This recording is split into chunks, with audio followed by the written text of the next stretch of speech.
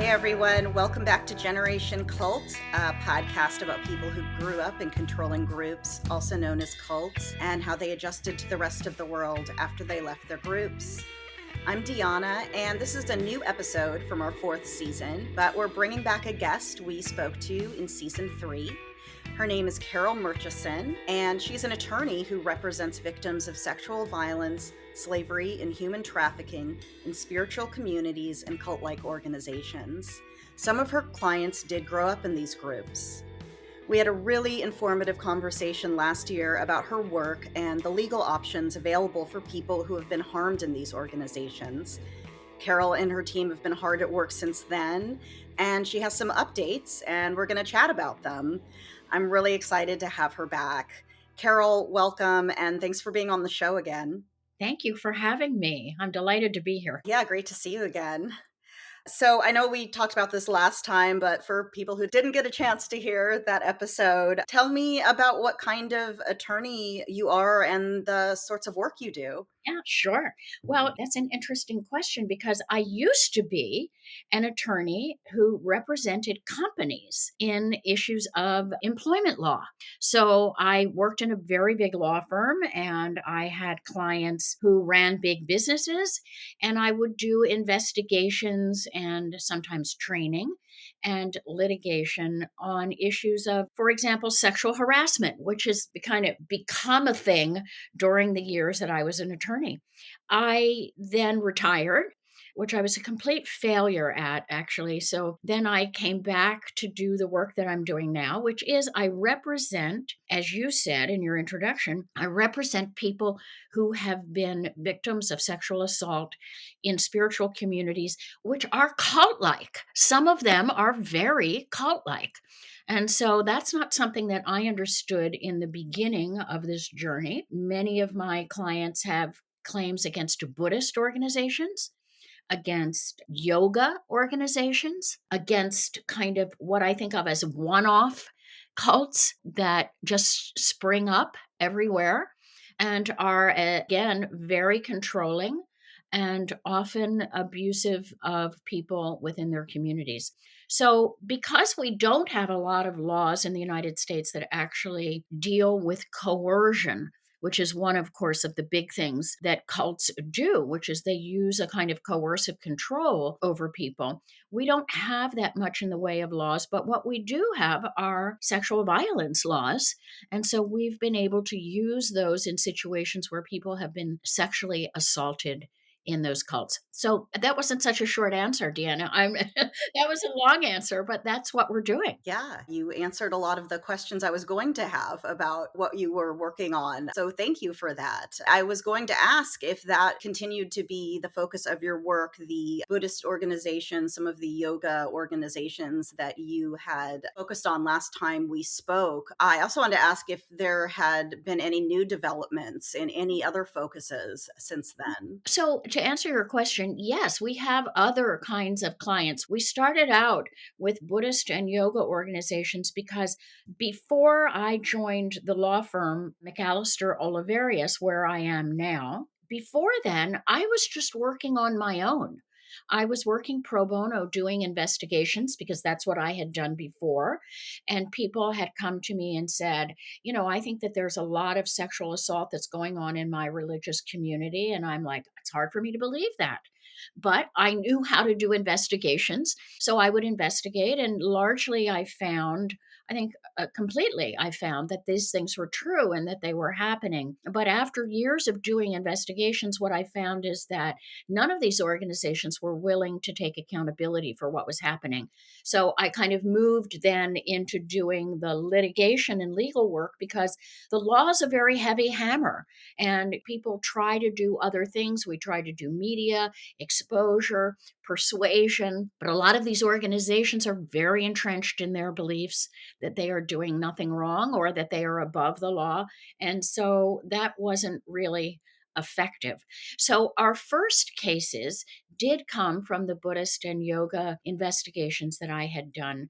But now we routinely get calls from people from a wide variety of religious groups that are cult like. And so we have Christian cults. We have what I consider to be one off cults. That is, they don't have a big organization around the country, but they exist. And where they exist and where they are using coercion and all of those kinds of cult markers that we know about, there is often sexual abuse that's happening. So we are seeing many different kinds of cults. And what we're also seeing, to your question about what is new, is how limited the law is in actually dealing with these problems. Yeah, unfortunately, that is something that I have had multiple guests comment on. Specifically, would you be able to give me an example? What are these limits? Let's say someone wants to know, I want to pursue Right. legal options. How might I be limited? Well, so the very first thing goes back to that word coercion, right? Because people are coerced in cults in a number of ways. And so one of the limitations is that we do not have laws that give us a clear pathway to a legal case when there's been, for example, emotional coercion or emotional abuse. We don't have a good pathway for financial coercion. So, for example, I have people who have come to me and said, this organization has coerced me into giving them $30,000. And now I realize that they're a cult and I want it back. That's very hard from a legal perspective. It's not entirely what I would call impossible, but the harder things are under the law, the less chance that a lawyer will take your case because it's a business proposition and it's very difficult on the emotional abuse, the financial abuse. Where we do have the clear pathway is on sexual misconduct, whether it's rape or not, whether the person feels like they consented, which is often the case in cults, is that coercion makes you feel like this is something you have to do and that you're not necessarily consenting. So we are able to deal, we have all the time cases now in which consent will be an issue, but we're willing to take those cases because we don't believe that in cults where there is all this abuse of power and coercion that people can actually consent to some of the things that happen to them. They are coerced into doing things out of fear of losing their place in the community, out of the kinds of teachings that they are given, that the person who's the head of the cult knows better than you do what is best for you. All of these things are the kinds of things that we take. The kinds of things that we don't, because we don't see a clear pathway, are those other kinds of coercion. And then, I was trying to think, I have a case that we're looking at now, but we probably will not take it. But it's a person who went and joined an organization. As someone has famously said, no one ever joins a cult, right?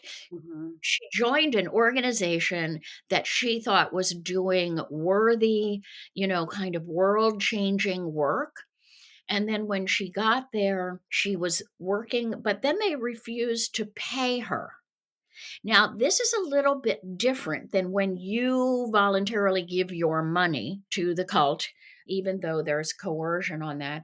This, there may be a case because there are forced labor laws.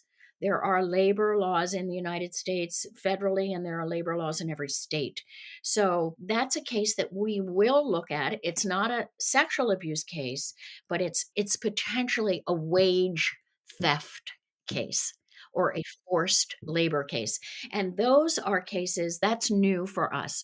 We're beginning to see a number of forced labor claims because a lot of these cultic organizations, their business model is that they are using free labor. That's something that comes up so often. It The does. forced labor, using people's labor, not paying them. I feel like I hear that story over and over again, regardless of the group, the ideology that tends to come up. That's right. And so Yeah. we do have, it's not, none of these things are ever a kind of a slam dunk. But we do have a path on the forced labor. One of the obstacles that we face, and this comes up for us over and over again, is the statute of limitations. So that's the period of time within which you must file a claim. And in many states, on all of these things, it's quite short. So, on a wage and hour claim, on a wage claim, I think the federal statute of limitations may be 2 or 3 years. So, it could take you a long time to process what happened to you in a cult, and it could well take more than 2 or 3 years to realize that you were in fact coerced into working for free. So the statutes of limitations continue to be an obstacle. But the federal law has a forced labor component, and it has a 10-year statute of limitations. So we're seeing more use of that, and we're seeing that law expand in the sense that the cases that we're seeing, let me put it like this. In the beginning of the forced labor cases, what we see are cases that go to trial, and so these cases are reported on, and we're able to read them and find out what the court is thinking about forced labor. And these cases were cases that were very extreme.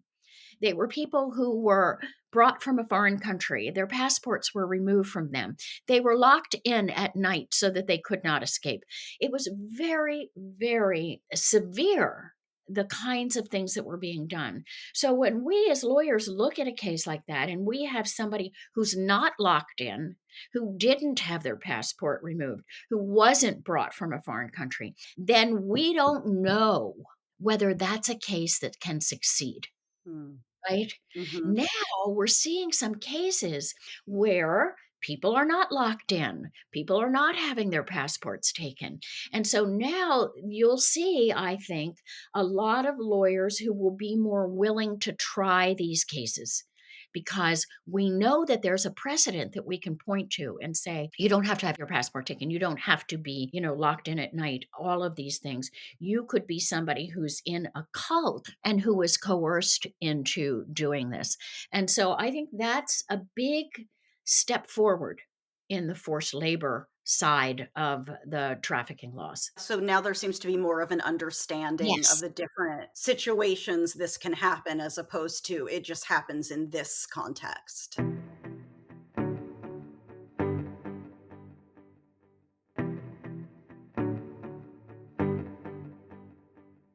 And as a lawyer, I always hear, lawyer jokes and things like that, which I don't take personally. But I have to say that it takes very courageous lawyers to take these cases and take them to trial, so that those of us coming behind have these kinds of precedents that we can rely on. Yes. And I'm talking about things like Nexium, if you saw the documentary on that. Of course. Yeah, that district attorney was very determined. And bringing a human trafficking claim, and the claims that she brought, they were on the criminal side, not the civil side where I am. But nonetheless, it emboldens other lawyers to look at those claims and say, okay, I see a path. Yeah. I see a path to the courthouse and beyond. And so it's really important. The documentaries, I know you and I have talked of this before, but you and the others who do podcasts on cults, so useful, because we're seeing people become more educated. Not only people who may be in a cult or won't go in a cult because they understand more, but we're also educating jurors, just random people in communities that listen, that see documentaries, that read articles. There are people who may be on our juries who are going to be able to say, I understand the dynamics here. Yeah, because it's not always super obvious. It isn't. If you think about consent as an issue, we kind of have this, we're, as a culture, I think we're very big into free will. And so we think, well, everyone has the opportunity to consent unless you're being held down at knife point or at gun point. And that's when you can't consent. But in fact, there's psychological coercion as well as physical. And those are situations in which people also can't consent. So we're hoping that we're also creating a pathway for those cases that will come in back of us, and that we will be showing that consent isn't possible when people are coerced in these high demand organizations. These all sound like cases that people are bringing against the organizations. Do Yes. you represent people if an organization brings something against the person? Let's say somebody's speaking Yes. out and they Yes. they try to shut them down. Is that something that you deal with as well? Well, interestingly enough, yes. So I think in two particular ways. So one is that just about everyone that that we talk with, either for a case or who becomes a client, is worried about defamation. Yes, I speak with a lot of those people as well. So, for all of your listeners, defamation is saying something that is untrue that would, and this is US law, something that's not true and that hurts. This is the simplistic view, hurts a person's reputation. So, you can see that if you were to say something about your experience, which was negative, about the organization or about a person, then defamation is a concern. So that keeps a lot of people from speaking out. And that's kind of been a playbook item, for a lot of organizations. We've seen it lately. I'm not going to be able to remember, Deanna, maybe you do. There was like a country western singer who sued for defamation before the case, or sued to have the case not be able to be brought because it was defamatory. Hmm. There's a lot of this kind of action going on. Yes, this happens a It lot. does. Now, the threats are made a great deal. So, a Yes. great many threats. Yes, lots of threats. People don't always follow through because it's a hassle. It's a hassle for someone to bring It is. litigation against somebody. I mean, they do it, but it's work for them. And if it's true, let's say that I am the person who's bringing the defamation claim. So I'm saying, Deanna, you said something about me that was untrue. You said that I sexually assaulted you, or maybe it's somebody else, and that is not true, and that harms my reputation. So I'm going to sue you for defamation. Okay. So I have to get a lawyer and I have to pay the lawyer. So in my practice, we take our cases on contingency. We don't get paid unless our clients have a judgment. But a defamation lawyer is not probably going to do that. And so you have to pay the lawyer, and then you have to really believe that it's not true, because you're one lawyer. I was threatened one time with defamation. You may have been as well. It was very frightening. I immediately got a lawyer, and I was doing an investigation at the time, and the people that I was investigating said, if you publish this, we're going to sue you for defamation. And so I talked with him, and he said, do you believe it's true what you're saying? And I said, I've talked to about 50 people. I Mhm. have plenty of evidence that it's true. He said, then the last thing they want to do is sue you, because you're going to put a lot of people under oath that are going to testify to the truthfulness of what you're saying. And so I've taken some comfort from that. On the other hand, it costs money for people to defend. Yes, that's how they get you. Yes, It's the money part. It's not necessarily what's true or not. right. They can drain you. Right. So there are a couple of things that I have learned in the past 2 years, probably in the past year, about that. One is that many homeowners insurance, if you own a home and you are insured, many homeowners insurance policies will defend against defamation. Hmm. That's really been a surprise to me, but I've had it happen twice. Wow, I didn't know that. Maybe that doesn't qualify as many, but I have put it out there to people who come to me asking me. I was a part of a conference in Chicago, and there were a number of survivors who were going to be speaking, and they wanted to know. And this is going to be recorded. It's going, like you and I are recording, it's going to go out there on the airwaves. And so they wanted to know, if I say this, if I say what happened to me, can I be sued for defamation? It's always a very hard question for me to answer, because the truth is, it is possible. Yeah, even if you're telling the truth, if someone wants to do it, they can. And it costs money to get to the point where you prove that you're telling the truth.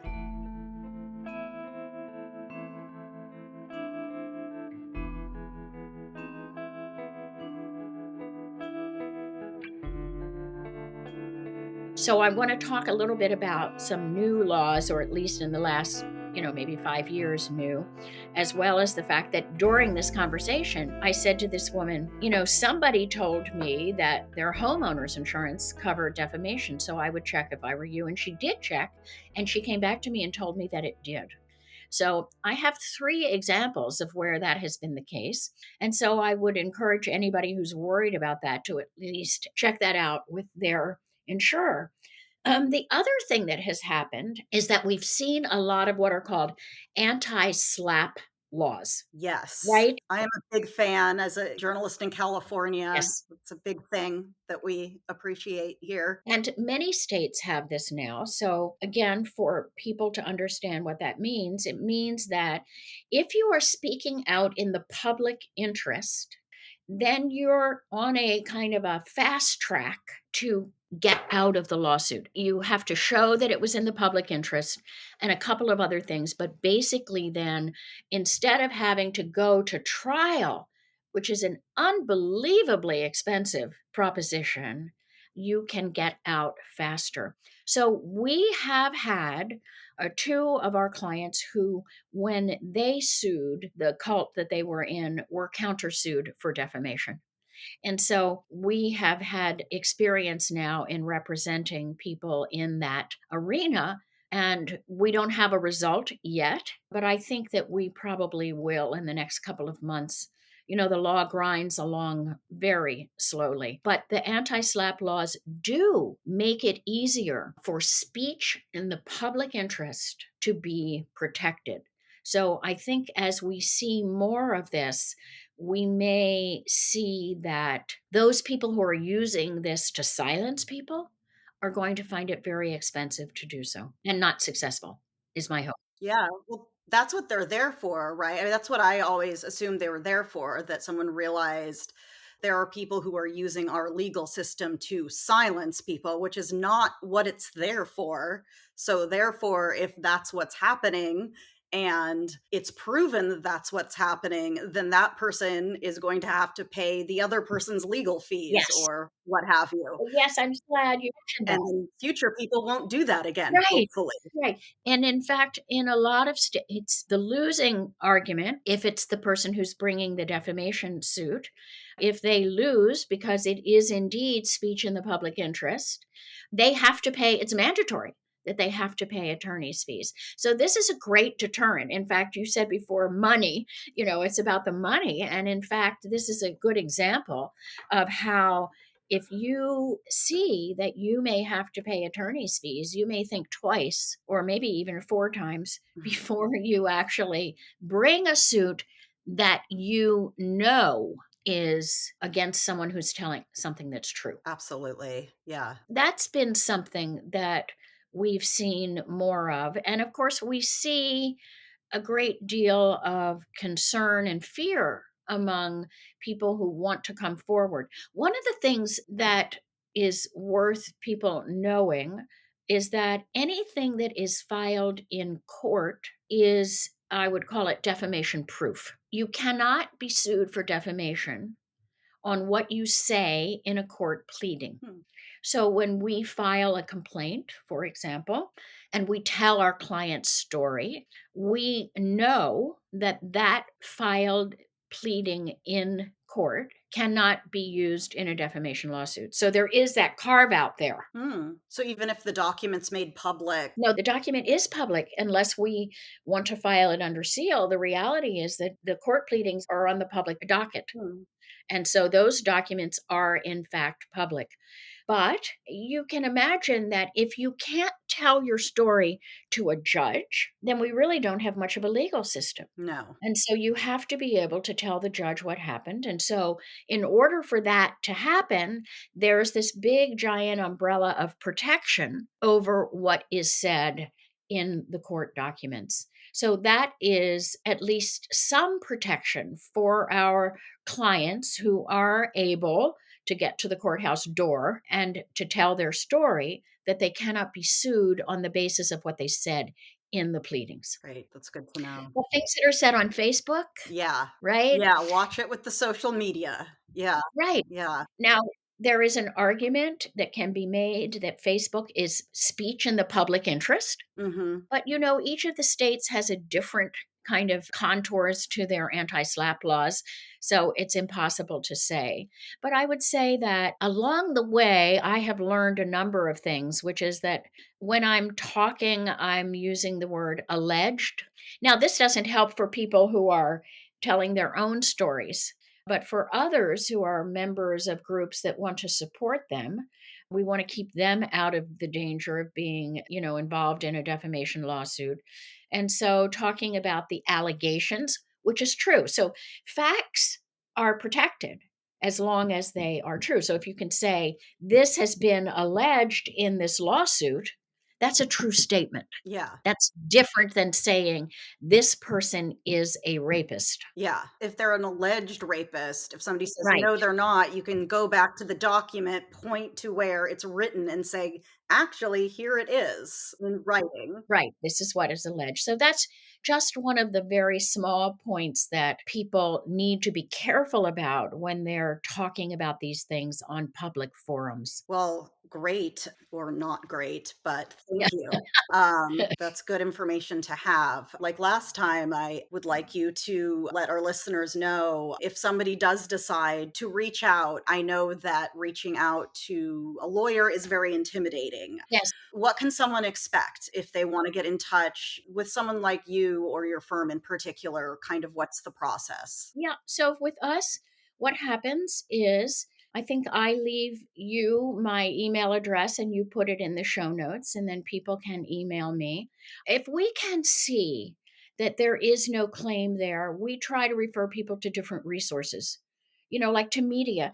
There's a woman that had a terrible experience with cults and then a terrible experience with the legal system in Canada, and we're not able to help her. But we've put her in touch with a variety of different documentary film producers and investigative journalists who may be interested in telling her story. And so, even when we can't do something, when we can, we refer people to different resources. But what happens is if someone writes to us, generally they'll say, I was in a cult, this is what happened to me, can you help me?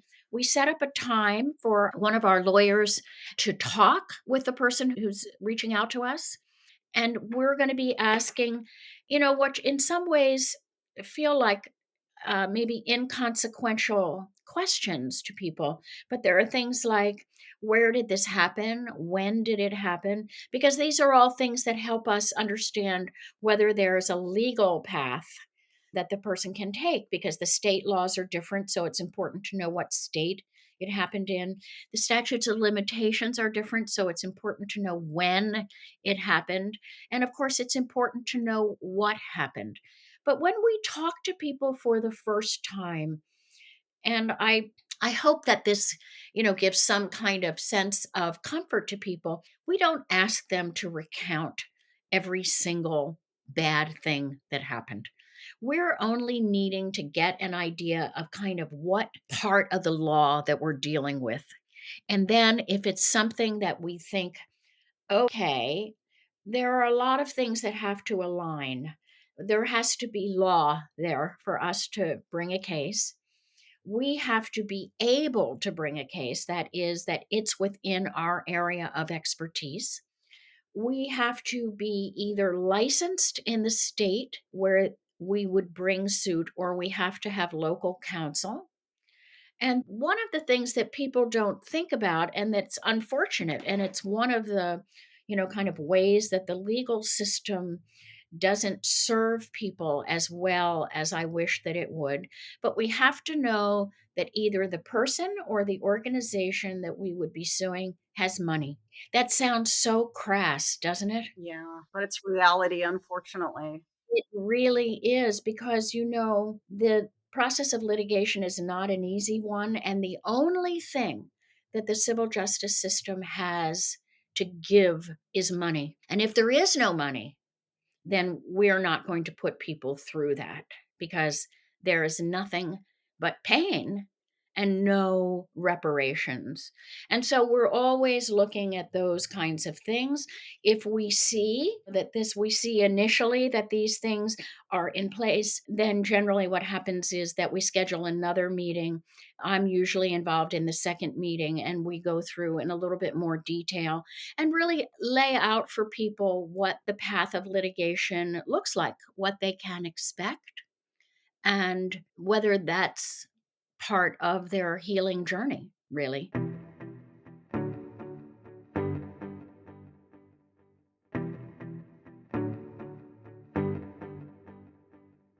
Well, thank you for all this information, and thanks for coming on again to talk about this. You are very welcome. I think you and I talked about a year ago, didn't Yeah, we? yeah, it was about a year ago.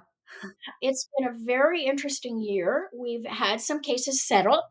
So we've not gone to trial with any of our cases because the justice system grinds at a really, I was going to say glacial pace, but now that the glaciers are melting, then the legal system may be even slower. Yes, yes, that is one thing people do not understand how slow it really does move. It is hard to believe how slowly it moves.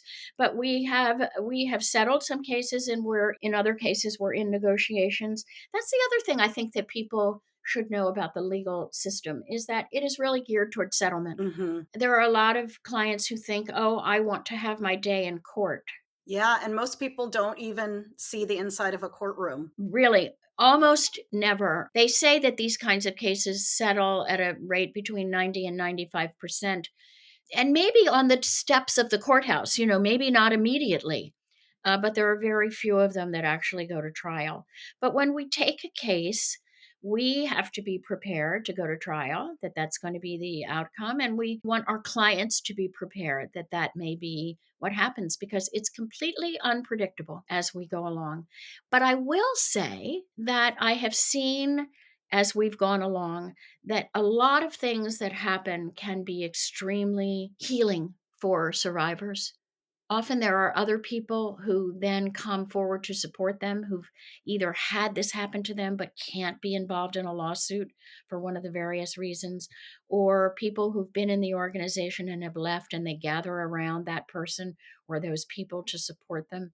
There is a certain satisfaction in feeling that you're not going to be silenced Yeah. anymore. I always think of the legal component as that's a really, really, really tough step, but it's so important because that's where you make the change. Like Yes, how you make things actually work differently is through the legal system. It's not yes. perfect, it moves slowly, Oh, but that's where you actually see something. yes, it's absolutely true that that is. It's like going back to what I said about the forced labor claims that we see these lawyers who are willing to take these cases to trial and press the law forward. Mhm. And so, whether we're going to trial or whether we're settling, we're making a statement. This is not acceptable. And if it's against the law, then people are going to come for you and you are going to pay. Yes, and people are gonna hear about it. Yes, and people are going to hear about it. So, as you said, it's not a perfect system, but it's the system that we have. We certainly advocate for more open statutes of limitations, for longer statutes of limitations, for more laws on coercion. For those of your listeners who are advocates and activists, this is where we need legislative change so that we are able to stop some of these organizations really from harming people. And in the worst possible way, I think Deanna, that we need these communities more than ever. We need our religious communities, we need our social communities. And to have religious communities abusing people, I think, is one of the worst possible things in a society. Yeah, you want people to be able to trust Yes, and have faith in something yes, and to have someone turn on them and break that trust when they're in such a vulnerable state. It's so hurtful in these contexts. So you don't want to see religious or any other kind of institution break down because of some corrupt people. right. And unfortunately, it's going to happen, but you do want to send a wider message of it's not okay. Yeah, absolutely. It's the wider message. And the hope that people in some of these organizations will police themselves. I mean, we've seen a great deal of, really the Catholic organizations have the cases against the priests have, kind of led the way on this. Some of the organizations that we sue have no one to be accountable to. They're out there on their own. They get a tax exemption, Yeah, it's that tax exemption. which really, really aggravates me. Yeah, And they do nothing for the community. And then, in addition to that, in some cases, obviously, they are actually harming people. And so I think we need to have, as you said, a wider message, a broader view of what's going on there so that people will go into these things with their eyes open. Nobody joins a cult.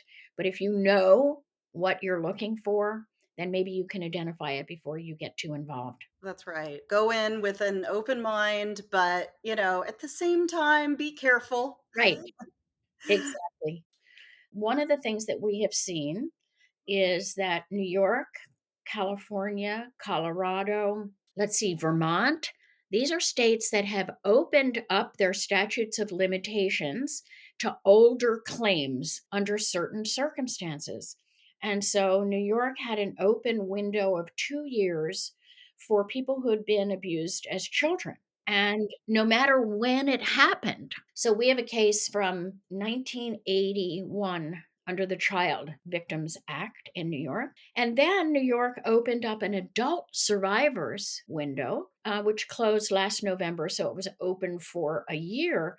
And we have a number of cases under that, including one that went back to 1969. Oh, wow. So these are recognitions that it takes a long time. In 1969, I don't know what the statute of limitations for sexual assault was, but it wasn't very long. And so if you missed it, let's say it was 5 years even, if you missed it, then you never had another opportunity. So what New York did is they said, okay, we're going to have this 1 year in which there is an opportunity for you to bring a case under certain circumstances, but certainly older cases. And so we saw a lot of people who came forward. California has done a slightly different configuration, but a very similar thing. Colorado has with children. Vermont has eliminated the statute of limitations on child sexual abuse altogether. Oh, good. And a certain one of the federal laws that we use, the Trafficking Act, basically has extended the statute of limitations for children forever. There are certain conditions on that. You have to have been under 18 in October of 2021 or 22. I can't recall now. But I would say that look within your state to see what the legislature is doing, thinking about, pushing toward in terms of opening statutes of limitations for older claims. Because this is the major problem, is that people stay in cults for a very long time. Mhm. And then when they come out, it takes a very long time for them to understand what has actually happened. Yeah. That's one of the more positive things. Canada, for example, has in every one of the provinces in Canada, the statute of limitations has been eliminated completely on sexual assaults. That's where we should be moving. Yes, because it takes people so long to realize what happened to them. It can take people decades and decades to even realize that was sexual assault, Yes. especially if they were a child. Yes. And I would say, including these situations that we see in these organizations. A client of mine said, if I had been raped in a dark alley at gunpoint, I would have known that I'd been raped. Well, yes, that's obvious. Right, Yeah, right. yeah, It's obvious because the coercion is physical. But instead, the coercion was emotional, it was mental, yeah. it was psychological, and it was based on the teachings that she felt were going to lead her to enlightenment or to the very least to being a better person and making the world a better place. And it takes a very long time to understand that that coercion is as limiting as the physical coercion of being raped at gunpoint. Even more confusing because you're convinced you consented. Right. Or that you contributed to it in that way, Yeah, that's very confusing. or that you feel guilty. Why didn't I know? Yeah, Why did I get involved in this? Yeah, there's a lot of conflicting emotions that go to really uncovering what's happening in those situations. So I think that that's where we need to be, is we need to either be with longer statutes of limitations or ideally with no statute of limitations on sexual assault. And it's good that there has been some progress in this. People probably in the past have felt defeated, but to know that in the future it can change, maybe. Yes, I think it can. We're not where we need to be, but we are making progress forward. I really do see lately in the past year, I've seen a lot of cases come out where juries have given extraordinary amounts of money in punitive damages. I think that juries are sending a signal that they're tired of this. That's another piece of the whole puzzle, is that, we need jurors who are willing to say, no, this isn't right, and you have to pay. Yeah. Because then when you have to pay, you think twice about doing it again. I mean, it would be nice if everyone wouldn't do this out of the kindness of their heart, but unfortunately, some people Yes, need some sort of financial incentive to not do they these do. things. That's where we are. Yeah, So, financial hammer has to come down. Other organizations see that. yeah. And it also helps them to understand that they cannot hopefully people are able to learn from the mistakes of others. Yes. Yeah. And that would be our hope. Yes. And then we have the don't do it to begin with, which is the best Right. thing. Then we have no one harmed, That's exactly right. which is what we want. That is what we want, for people Yes. to be able to live in religious and spiritual communities, and to have the support that that kind of situation gives without being harmed in the process. Yes. Hard to argue against that, Dhyana. That would be lovely. Let's do it. Let's do it. Well, always nice to talk to you. And you as well. Thanks again. Thanks for having me.